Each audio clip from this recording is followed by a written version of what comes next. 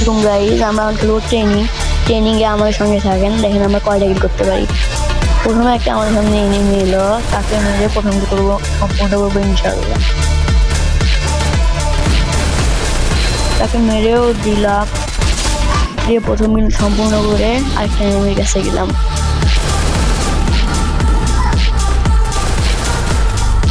আরেকটাকে মোটামুটি অনেক ড্যামেজ দিলাম,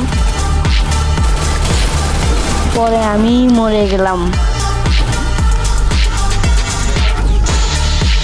আবার নেমে আমি আরেকটা এনিমিকে পেলাম, সে আমাকেও আবার মেরে দিল। আবার নেমে আমি আরেকটা এনিমির কাছে গিয়ে